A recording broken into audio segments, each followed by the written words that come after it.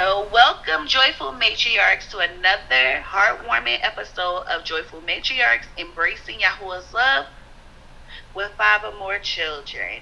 Today, we have with us Sister Rayak Kalaya. Is it Kalaya Rayak? I didn't say that right. I'm always messing up people's names. It's Rayak Kalaya. You're just fine. Rayak Kalaya. Okay. Sister, I know her. I've known her for years by something else, but we're going to respect names here. So we thank you for joining us today. If you don't mind, can you tell us a little bit about yourself? Okay, well, Shalom. My name is Sister Rayak. I am formerly known as Sister Kana. I am a sister who has been in the truth now for over 10 years. And my background comes from the Christian church in the streets. However, the Most High saw fit enough to bring me into the truth. And, all praises to the Most High that He's always had His hand on me and been there to help me and guide me. So who am I? I'm a sister who is striving just like any other sister. I'm trying to be a good wife and a good mother. I'm a mother of 8 children.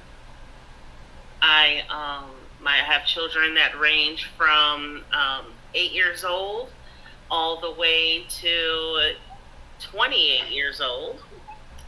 So we've got we had 2 children. One passed away before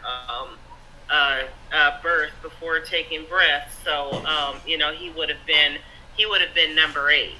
But however, he passed away at his time of birth.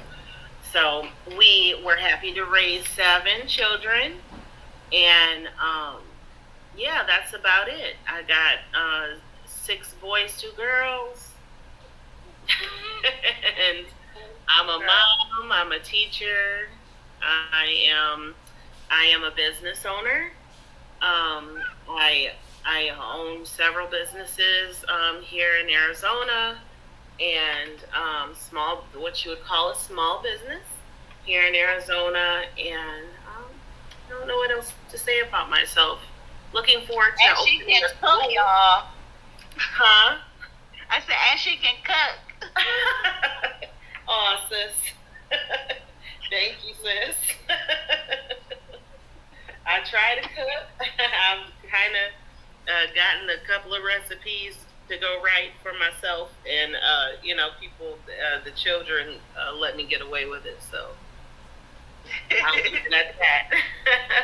So anyway, sis, I am excited. I'm glad to be on your show, and I'm excited about your topic about leadership and everything, and just can't wait to hopefully be able to give a little bit of input. Awesome, and I'm happy to have you here. Thank you for joining, for taking time out of your day to come and speak with us and share some of your wisdom with us. I wanted to be able to do something for mothers of many. There's not many things out there for us. We go to places and there's not much accommodations in this world for us. Right. And everything caters to having 1 to 2 children, even 3, or maybe even 4. Mm-hmm. But nothing caters to that number that over 5. So I wanted to be able to put this together and offer a space for us to offer wisdom to each other, because all of us are in different seasons and in different journeys in our walk as mothers, and some of us are new and just trying to figure it out. Some of us are right in the middle and just trying to get over that hump. So I think it's important for us to have these moments where we could just sit and glean from one another. And yes, I'm grateful for you taking the time to come and help us. Yes, ma'am. Help us little sisters out. Anytime. I'm glad to be able to, come in and even All praises to the Most High that somebody sees my input as something that could be fit to share amongst our sisters. So it's an honor. I'm glad to do it. Praise Yah. Okay, so my first question for you today would be: can you share some of the key principles or values you instill in your children to help them become future leaders? Okay. Well, thinking about that, as I said a minute ago, my children range from 28 to 8 years old.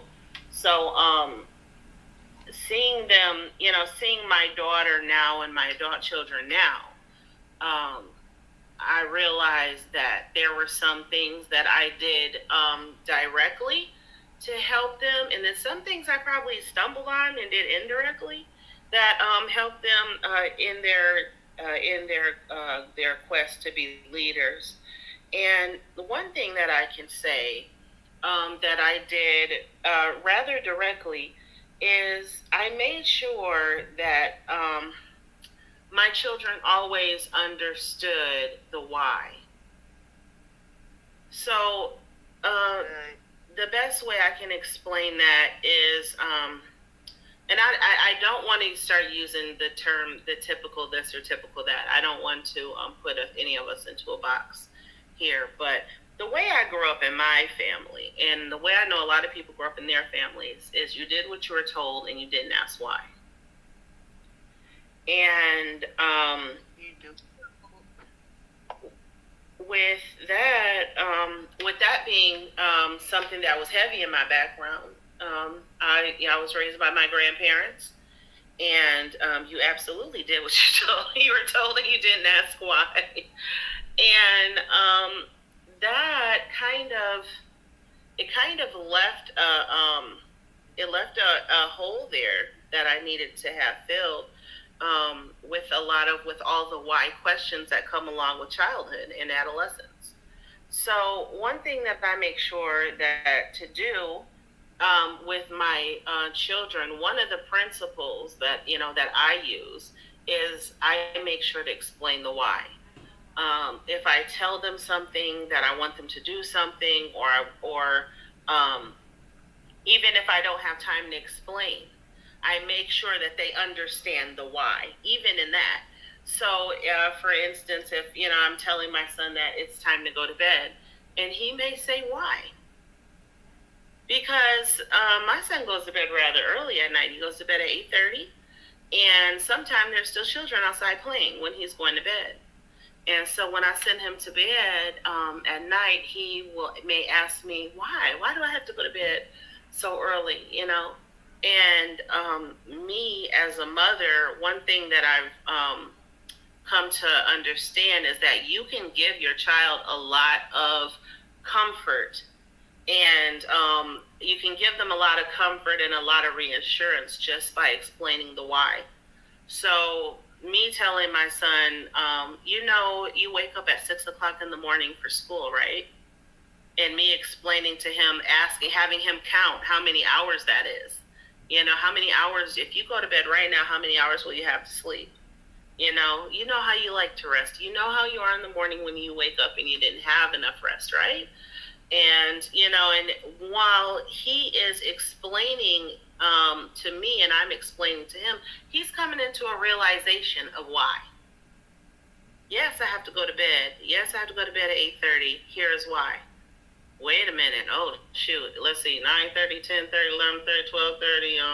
Yeah, I need to get to bed. You know what I mean? So once he starts realizing that there's an actual rhyme and reason behind why I'm telling him to do the things that I'm telling him to do, he is becoming more accepting. And I'm starting to win him over to my side. I'm getting him to realize that, you know what? I really do need to go to bed. I do have to get up early in the morning. I'm not going to have a nap until 2 o'clock tomorrow.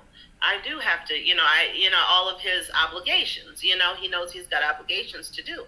So, once he starts running those things back in his own mind, he comes to a realization that, wait a minute, you're right. I do need to go to bed.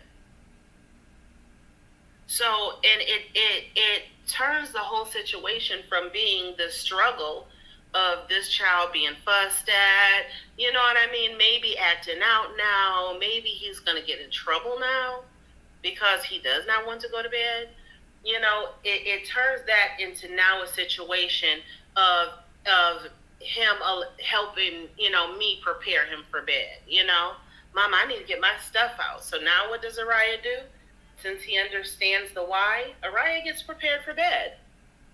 Araya goes and gets his bed made. Araya goes and gets, you know, in the shower, and he gets ready for bed. And then when it's time for bed, he is more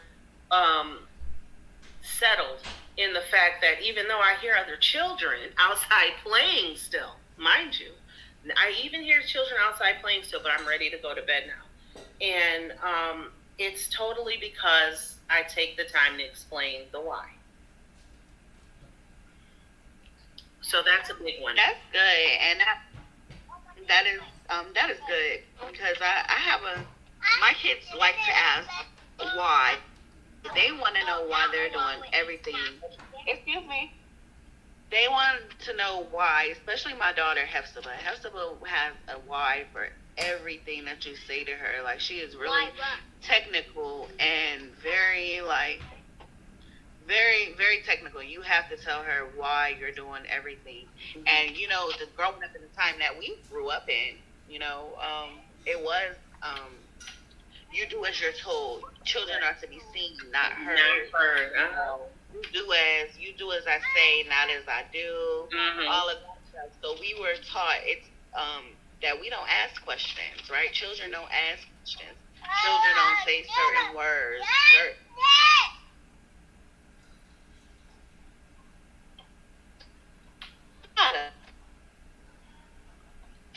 You're not supposed to be playing with that elephant. Elephant. That's your dad? Elephant. And squad. Are you being rude?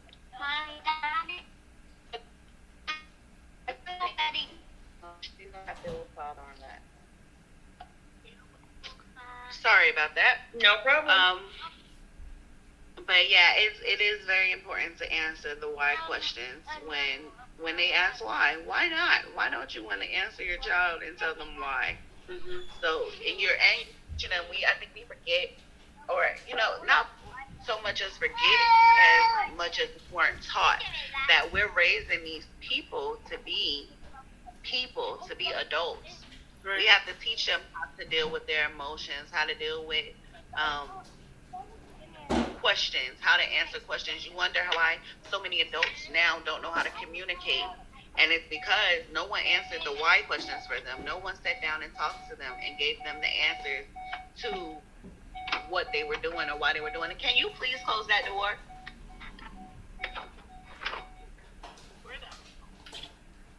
Yeah, I agree.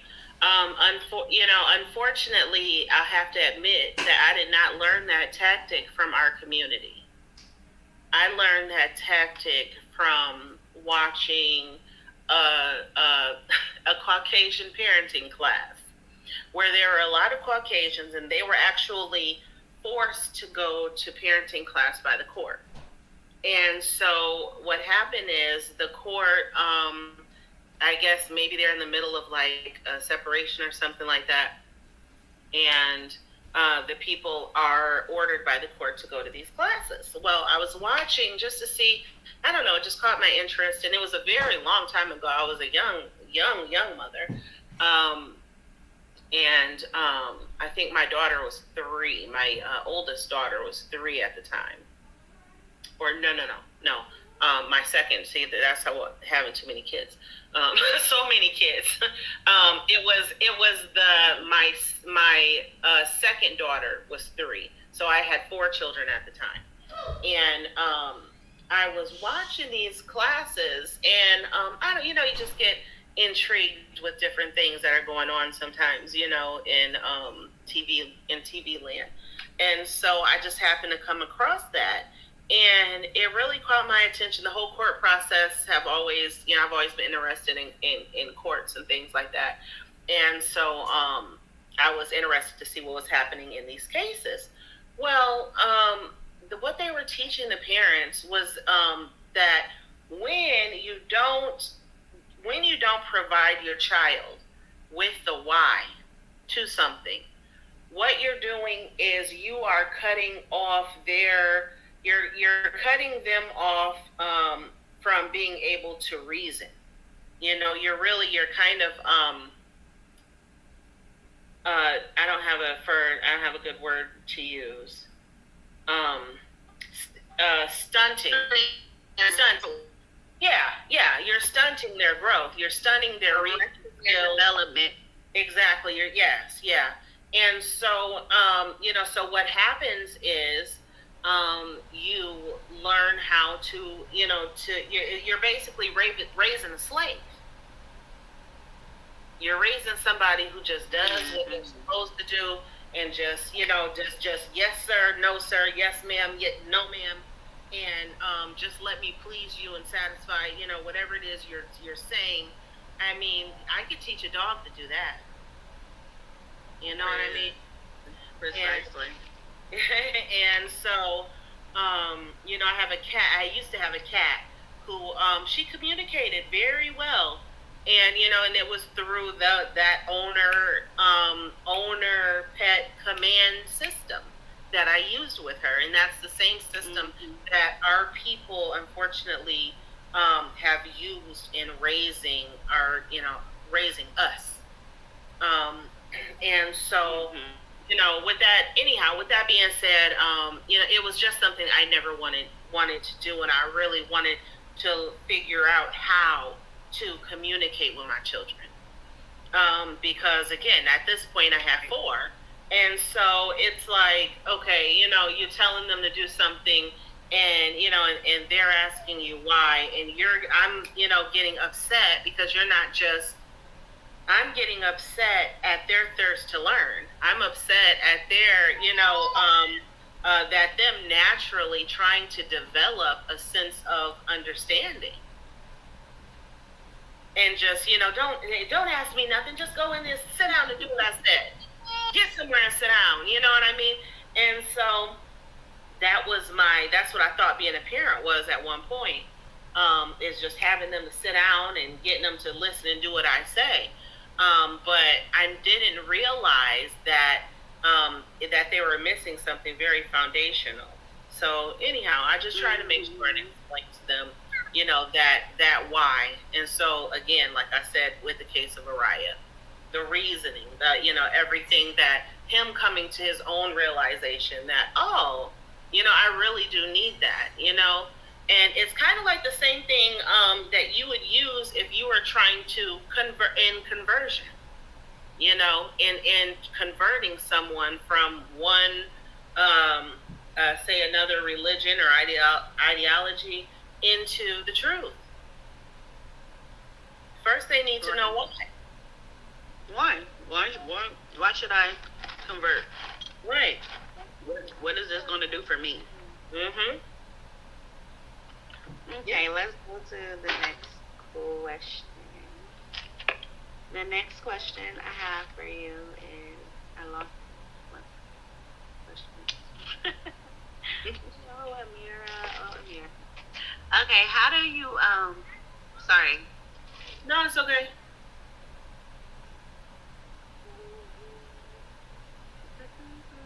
I know a lot of your children are adults now, but how did you balance the individual needs and interests of each of your children while fostering leadership qualities in them? Okay, so I always raise them with kind of a each one teach one type of approach. So with my children, they did have a lot of different interests growing up, and I can use. I'll use the examples from when I had the bulk of them at home, if you don't mind for this conversation. So when my children were all at home, they all had a lot of different things that they liked to do.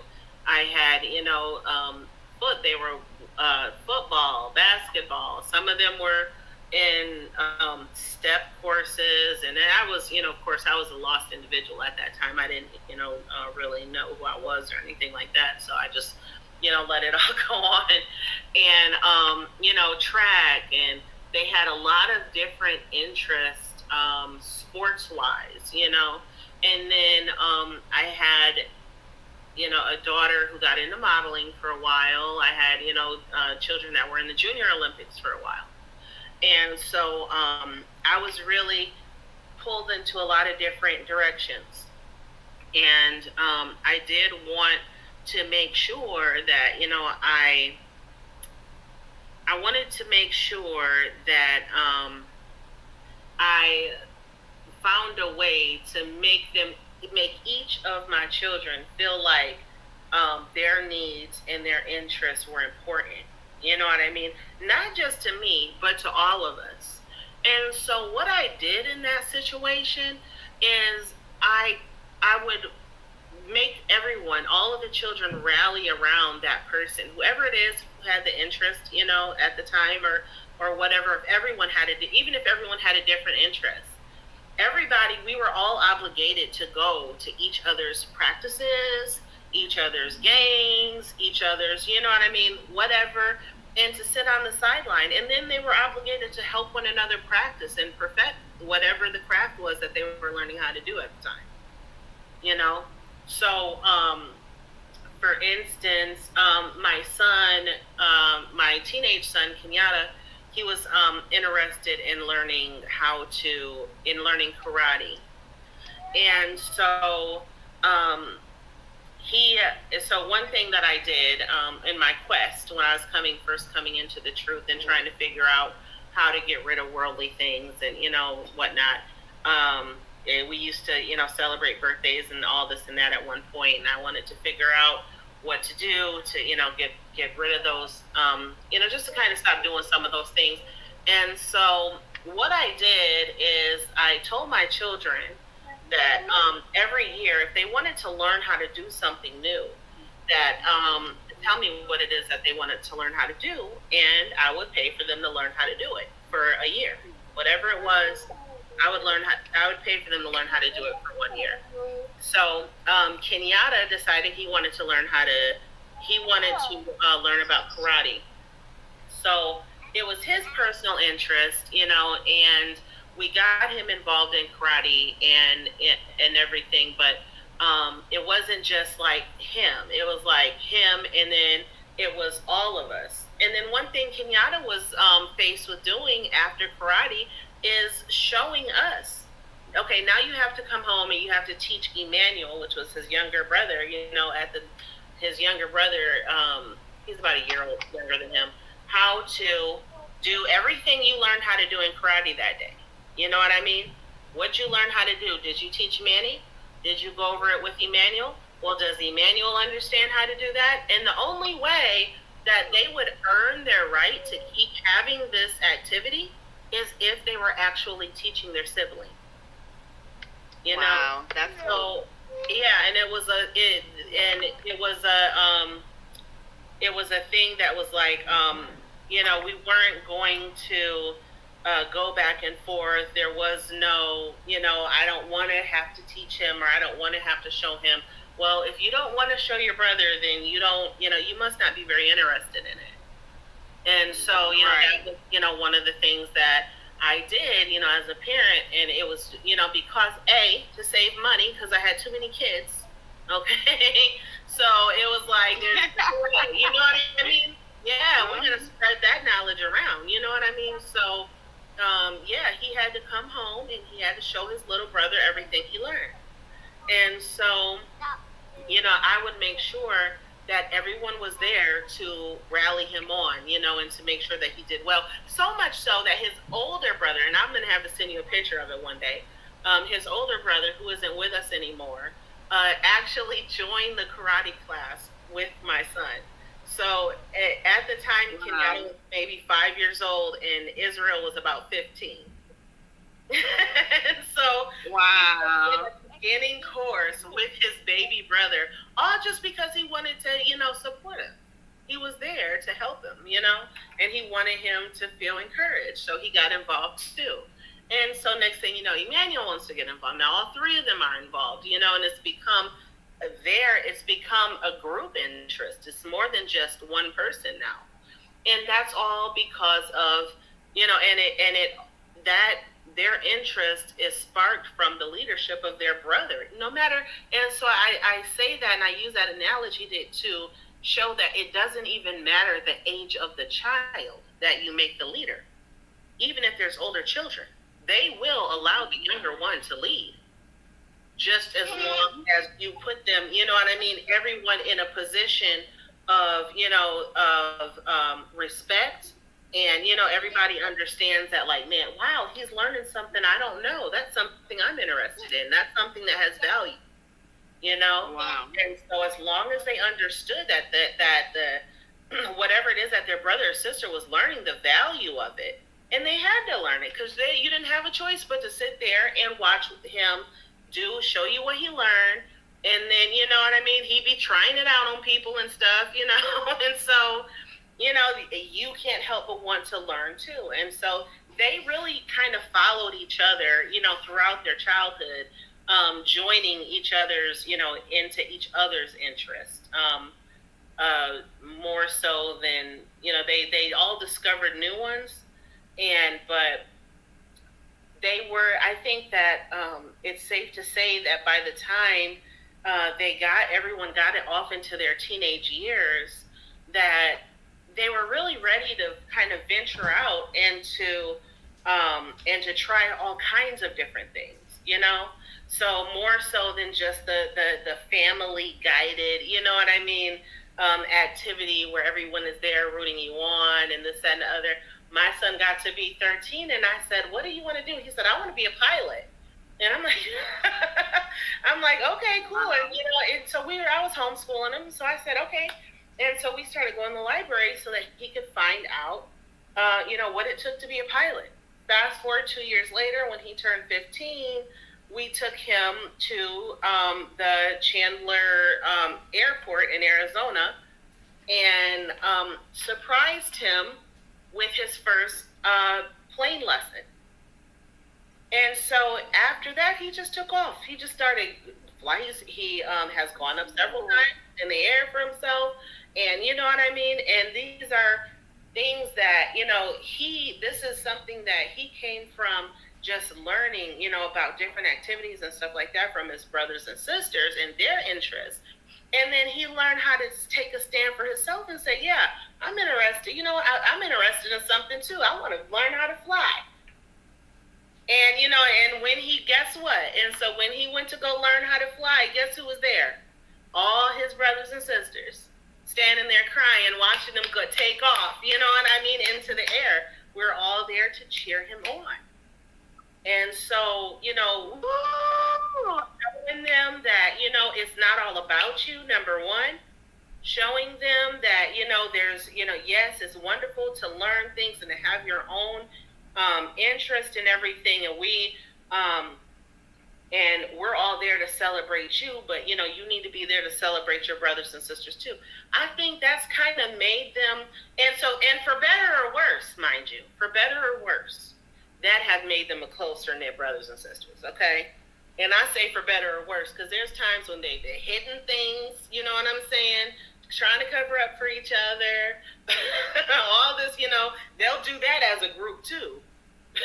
So I don't let me make it seem like it's somebody to supreme. Let me tell you that I know about that one right there.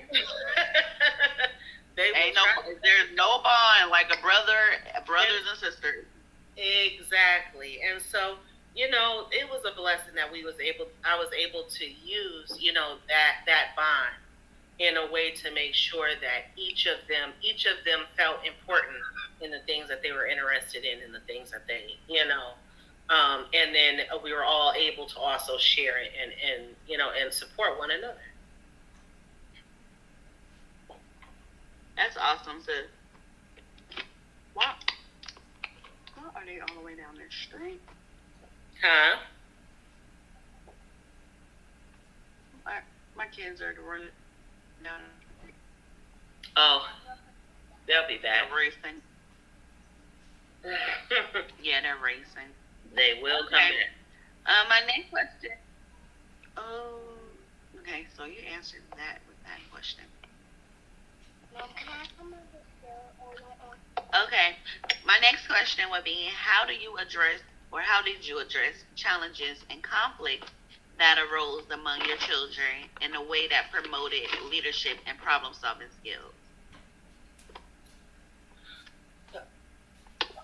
Okay, so I did not.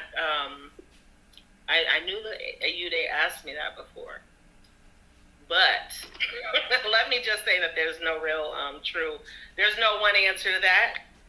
I've tried a lot of different things as a mother of a lot of children, okay, to help them to resolve different kinds of conflicts and challenges. And I'm just going to be honest with you and tell you this. Addressing their conflicts is one thing, you know. I'll address a conflict with no problem. That's not it. The problem comes in with them.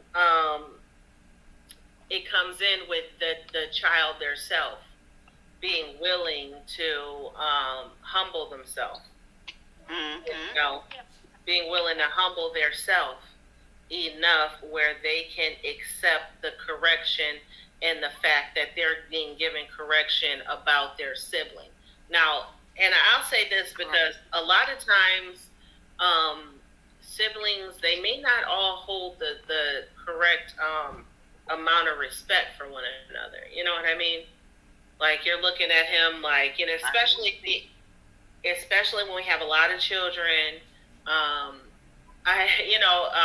brother always said something. My brother said something one time that really stuck with me and changed the way that I was dealing with my children. When it came down to conflict and issues, and say like maybe they're getting in trouble in the house, and there's something that somebody did it, right? And one thing that my brother did it, but nobody know who did it. Somebody did it, but nobody know who did it. But here's one problem that I used to do.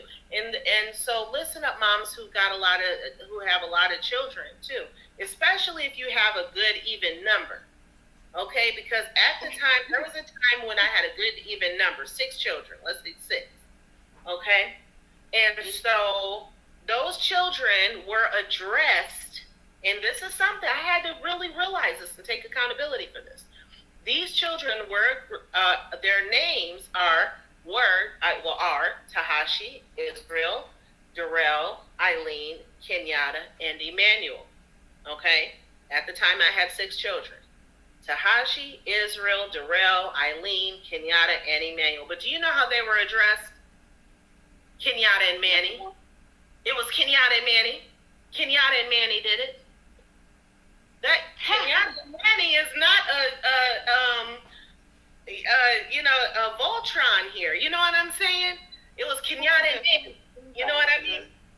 Those little kids, right.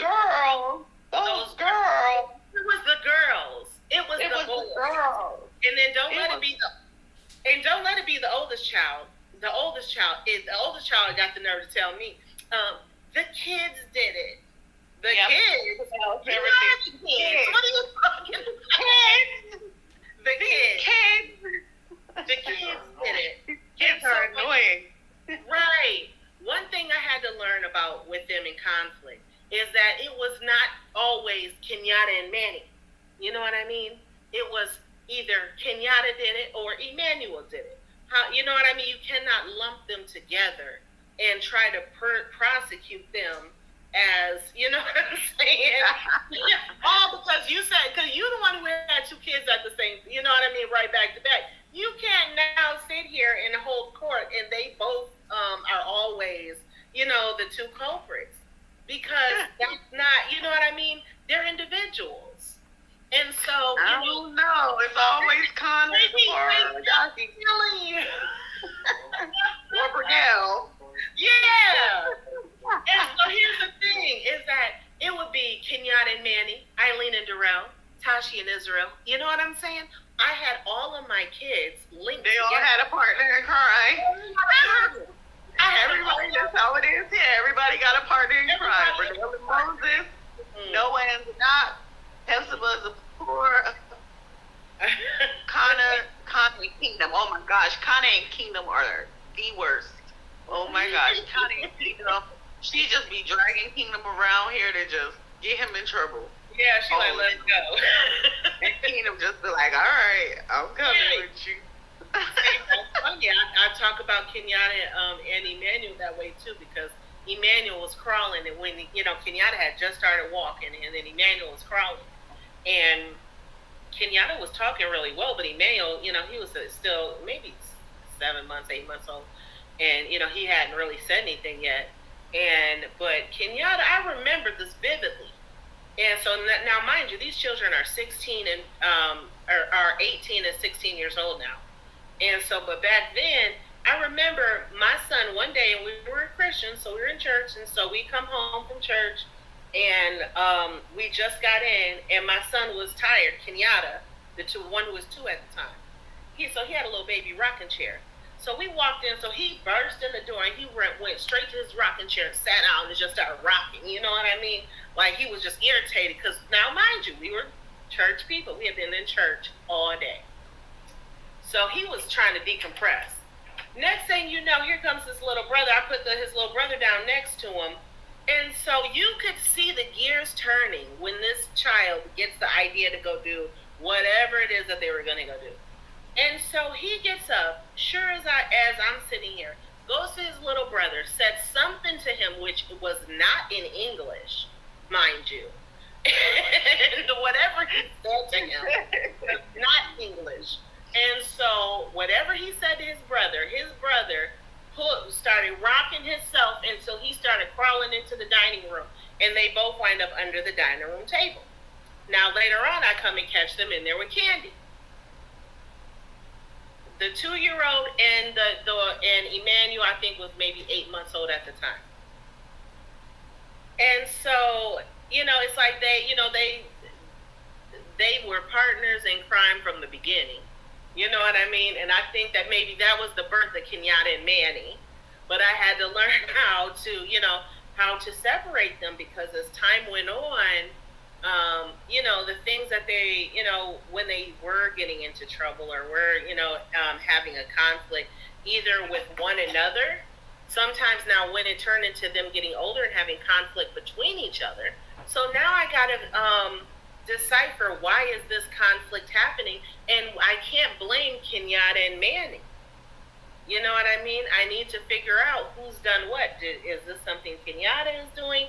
Or is this something Emmanuel is doing, or who is doing what element of what is each person doing, so we can solve it, Right. And so once you get to talking to the child individually, you know what I'm saying, and finding out exactly, okay, what's happening from your perspective? Okay, got it. Now what's happening from your perspective? You know what I mean? And so once you can calm that down and separate your children and talk to them and really get down to the bottom of some things, I found that it was easier to start solving issues, and it was easier for them to take accountability too. Like when I took them and I separated them, not Kenyatta and Manny, not, you know what I mean? And moms, I'm just saying this to children of multiples, because honestly, I noticed that a lot of us do that. So if you're able to separate that and to deal with them one on one, then they are more willing to come to that other child and say, you know what, and they're willing to admit their part. But first you have to first be willing to come into the situation with knowing that they both are not just, you know what I mean? Y'all, it's a conflict. They're individual. Yeah, they're individuals. And so once they come to, once they see that, then now they understand, okay, so we individually have our own parts in what the problem here. And I need to tell my brother that I am sorry that I did this, that, and the third. And, and then the other one will be like, okay, well, I'm sorry I did this or that. You know what I'm saying? So you can kind of, move on with them from a place of mutual respect for one another. We're going to have to try that, because we have a whole one for all and all for one type of thing going on. And you don't want to fess up to who did it, then everybody get in trouble, which is kind of messed up. And then you know, well, you see how much your brothers and your sisters care about you because the person who did it won't even stand up and fess up and not let everybody get in trouble. Yeah, that's messed up. Yeah, and well, you know what? I use that tactic myself for a long time. And you know what I realized is that one of my kids was a liar. Like, man. And he didn't care how long, whose out they butt was. You know what I mean? And so I had to stop doing that because it was changing the way that my kids felt about their brother. Because it was making them to a point where there was a lot of contention. And so it was it was Manny. It was Emmanuel. Emmanuel liked to lie a lot, you know? And so he would get everybody's butt whooped. And it would get to the point where the kids was like, Mommy, it was Manny, you know it was Manny, and blah, blah, blah. You know what I mean? And it's like, when I think about it, well, who am I fronting for? I know he did it too. You know what I mean? I don't got the proof. You did it. You know you did it. I can look at you and see you did it. And so what am I supposed to do? Punish everybody else because of what you did? And then so I had to liberate my other children from Emmanuel's lies because it was not right for me to let them be, you know what I mean, persecuted or to feel like they had done something when they didn't. You know what I mean? And so when we do that, it creates distrust. It makes them not trust us. And so they're like, because I told you before that I didn't do, you know, that other stuff, and you whooped me anyway. You know what I mean? Or you whooped us anyway. So why should if I tell you about the truth about this, you're just going to whoop me too. You know what I mean? And so it made me stop and take a pause to that and that approach. I mean, we tried a lot of things to resolve conflict. We used to doggone near whole court, okay? I'm talking about, we had a whole court system set up almost. And the person who helped break that up was my brother. Because my brother had the fresh eye, you know what I mean? He's looking at the whole thing from the outside in. And so my brother was like, my kids, I went to stay with him one time, and I was coming to pick him up. He was like, oh, we ain't about to hold court. He said, this was going to happen, you know what I mean? He said, whoever did this, I want to know right now, and you need to apologize to your brother. And so finally, guess who speaks up? Manny. That taught me a lot, because before I could never get Emmanuel to tell the truth. And so my brother was like, I'm not about to hold no court. You old enough to know the truth. Your people done taught you right from wrong. Tell the truth right now. Tell the truth. What did you do? And then and apologize to your brother so we can move on with our day. Don't nobody have time for this. And so when he came at it from that approach, my Emmanuel just all of a sudden was like, I'm sorry, Kenyatta, that I blah, blah, blah. You know what I'm saying? And we were able to move on. But before that, he didn't have no intention on telling the truth. None. I just be thinking, like, sometimes these kids don't have no moral code. No matter how much you teach them, how much you train them in the right way to go, it's like, you guys are some straight up liars. Like, you just lying for no reason. Right. Heathenistic liar. Right. They just, what is going on? Why is you lying? And so, you know, we have to remember that natural affection is leaving the earth. So, you know, the Most High, He warned us about that for a reason. I hope the book is for us. And so He warning us that in the last days that these kids are going to be without natural affection. So that includes they're not going to care about sex. And you're watching it. We're watching it right before our eyes. And even though we're training the way that they should go, they have no natural affection. Right. Like they don't, there's like, you looked at them sometimes and you're like, are you hearing what I'm saying to you? They're looking right through you. Is it reaching? Is it reaching? Right. Yeah. It only, you know what? It only reaches, and again, I'm going to use you know what? I don't give my older brother enough credit. Because I done used him about 3 times now. So one thing that I found out, you know, that I learned from him was that things don't matter to kids until you make it a you problem. They don't care until it's a you problem and not a me problem, and not a you and your little partner in crime or none of that. No, you did it. Now you're in trouble. And so, and he taught me. He was like, and so here's what he told me to do. He said, give them. He said, when you catch them and they're doing things like that, they're lying, and you can see that they don't care. He said, give them a ridiculous punishment. He said, if you're going to make them write sentences, have them write in a ridiculous amount of sentences. He said, until they realize it. He said, if you're normally going to give them 50, give them 100. You know what I'm saying? He said, and make them do it all. And at the end of that, what you'll see is a broken spirit. You know what I mean? When they see, hey, you're not getting out of it, you're not going to not do it, this is what you're doing as a result for you lying or whatever. This is what you're going to do. Right. And so instead of giving them 100 push-ups, give them 200 push-ups. And so you okay? So you got me. He said push-ups, not sentences, okay? So I wasn't gonna say push-ups because a lot of parents. Girl, we had the kids in the park yesterday doing bear crawls because they walked away without telling us. Oh, I know that's real. You want to act the fool here in the park? Yeah, let's see you crawl away. Crawl on over there and crawl back. See how Go you ahead. feel about that one. So, up, down. Yeah. You're fine. That's funny. But yeah. So that's what we were talking about. And so he was just saying. He said, give them a ridiculous amount of push-ups. Don't just give them 30. Don't give them 50. Give them a ridiculous amount, so that they won't do it again. He said, he said that way they know that. He said, and make it a thing, so that every time you do it, that's how many you gonna get. And when I point, that's on you. That's you. And so once they start and increase them every time, so you get 300 this time. Next time you get 600.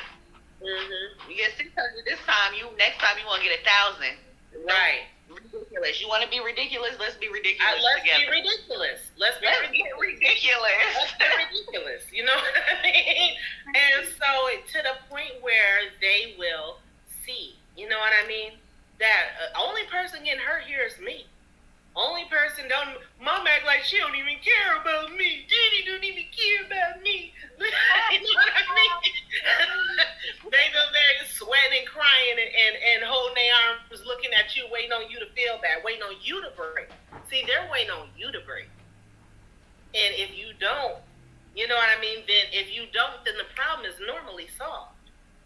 Our problem be we break. Yeah. That is true. That's true. I always break. So I've gotten into the habit of walking away when my husband chastises and disciplines my sons. Yeah. I walk away because I'm like, oh my gosh, he's screaming at them. He's too hard on them. And I've always been like that. Like, oh my gosh, why are you screaming at them? And it takes a lot for me to not say anything. Yeah. So I've got to the point where I walk away. Like, I really have to sit on my hands and my tongue and not say anything because he's not going to break them. He's not going to hurt them. He's not going to harm them. He's going to do it. Chasing them. And that's his seed. He know exactly. Because he knows exactly what they doing, what they need. You know what I mean? Because they're him. So he's like, wait a minute. I know how to deal with me. I know how to deal with me. So if you can, I'll encourage you to do this, sis. Try to next time. Try to stand there. Try to stand there and just have a blank face. You know what I mean? Even if you got to go inside your spirit and sing yourself a song, try to just stand there, because they need to see that united front. They need to know that y'all did not break, because y'all are, you're one. So they need to see you stand there, and they need to see that mama back up everything daddy just said. And you're not going to come to her later and get sympathy. You're not going to come to her later and get out of washing the dishes because your arm hurt. Or you ain't going to come to her later and, you know what I'm saying? Ain't nothing going to be extra extra or fluffier for you today because daddy gave you this or that punishment. Because that's what you need. You know, that's what you deserve. And so, you know, I noticed that with Araya. Oh, Araya is the master of looking at me when Antonio gets on him. Antonio get on Araya. The first thing Araya tried to do is just make eye contact with me. I was like, psh. I said, I don't know what you're looking at me for. And nowadays, when he do that, I'd be like, and I just stand there and just sit there and wait. And whatever, you know, he tell him to do or whatever, you know, that's just that. And, you know, and I just, you know, I feel the same way you do, sis. Sometimes I feel like it's too harsh. Sometimes I be wanting to jump in and explain for Araya. I mean, wanting all of it, you know what I mean? Excuse me. That's all stuff that I, you know, that I've done. I've jumped in and explained for him before he started getting in trouble. Like, no, he didn't, you know, he was in there with me, or we was doing this, or, you know, when he don't need me to talk to him, he don't need me to communicate with his son. He need me to get out the way. And I need to get out the way because the last thing I want is, you know what I'm saying? This child, the first thing they do is, you know, our kids be looking for reasons to resent. You know what I'm saying? And it's because they don't want to do it. Because they, you know, they want what they want. Their flesh wants what it wants. So they don't want to, you know, so sometimes they look for reasons to be resentful. And one reason will be if they feel like they can charge daddy with doing something mama wouldn't have done, then, you know what I'm saying? Oh, now I have a reason to be resentful because mama wouldn't have done that. You know what I'm saying? And then in worse, harsh cases, it leads to children who now want to act like mama. Mama wouldn't have done that, so I'm going to be like mama, how mama treated me, not like how daddy treated me. You know what I mean? And they'll go and ridiculous. Sis, and literally, and I'm telling them I have family members. Right, especially if it's a boy. Yes, I have male, and you know, that's one main reason why I love my son so much. And sometimes he may feel a little bit like pushed away by me, but I'm really trying to get him to a point where he see you are a boy, Damon. You know what I'm saying? Stop trying to, you know what I mean? You cannot, you know, act like me. You cannot, you know, you can't mimic me. You can't act like me. You can't do any of that. So I keep him out of my face a lot. I deal with my son. I love on my son. I spend time with him. I'm his teacher, you know that. So we're all together all day. And I'm always, you know, I'm with him for the motherly things. But then for a lot of the day, I send him out of my face. Because, and I, you know, when my husband is around, I make myself, you know what I mean, kind of disappear. Because my husband works a lot and he's not there with my son. You know, so when he is around my son, I get out the way. And it's like, because I really need him to look at him and see that this is how a man acts. This is, you know, if I mess up, I know what the consequences are going to be, you know what I mean? And they understand what that line should look like. And the only way that they understand it is if we get out of the way, even for a daughter. Even for a daughter. She needs to understand, you know what I mean, that, you know, you got that, you know, with between you and daddy, you know, and daddy get ready to discipline, it's going to be different for mamas. So, you know what I mean? Just come on. But either way, I got his back. You know what I'm saying? And, you know, clearly you got, you know, of course, we know you got his back. You know what I'm saying? We know you got his back. And so you doing the best you can by walking away, sis. I give you that. I really do. Because, you know, it took a lot for me, too, to stop saying stuff. And just let him, you know, it took a lot. It still does take a lot. You gotta bite your tongue and be like, he knows what he's doing. Shut up. Yeah. His son is he got it. He ain't gonna kill the kids. And plus, he's abusive. Yeah, they abusive anyway. He's abusive. His kids ain't got no chill. His kids be abusing people. That's why they need him. Somebody who can rock with that Joan, okay? Get your kids. Y'all go, they trying to get your kids, sir. Please get your kids. in one room and he's in the other, and all the kids, they have a habit of piling up on me. I'm Yeah. like, sir, I'll text him, sir, your presence is needed. Sir, your presence. Immediately. There's some of your property over here. You need to come under control. Okay, my last question for you, because this got kind of long. Yeah. So we can sit and we can talk all day long. Yes. But my last and final question for you would be: what advice do you have for other moms with large families who aspire to raise future leaders while embracing Yahuwah's love? The Bible. The Bible. If you love the Bible and you believe it, then teach it to your kids and hold them accountable according to it. Hold them accountable according to those commandments, and you'll have the leaders that you want. Tell them what the scriptures say, and don't deviate from it.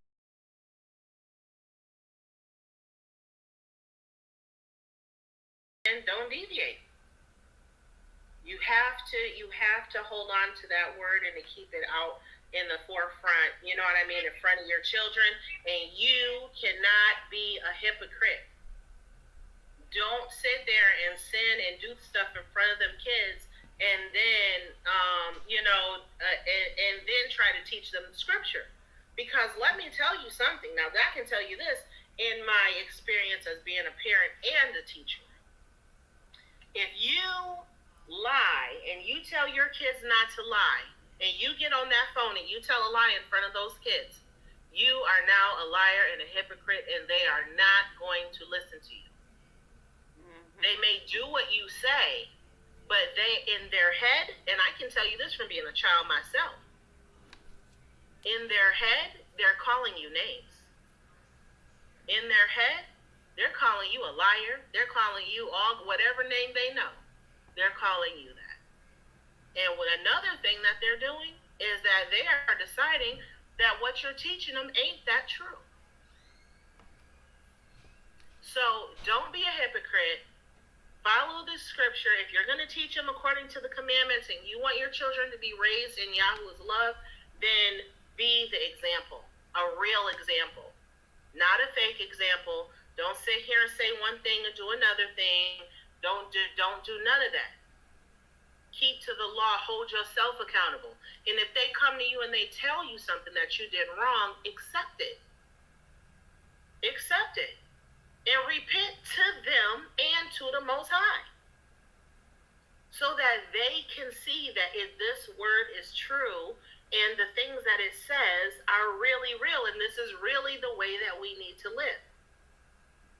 Other than that, what you're saying to them is fairy tales and the things that whatever else you put out in front of their face, honey, they're going to believe that before they believe you. And so I'm just saying, I don't know how else to say it, but you can't be, if you want to raise your children in the nurture and admonition of the Lord, then do it and do it right and do it honestly. That's what I would say. Hallelujah. That's good stuff right there. Okay, so this concludes another episode of Joyful. Huh?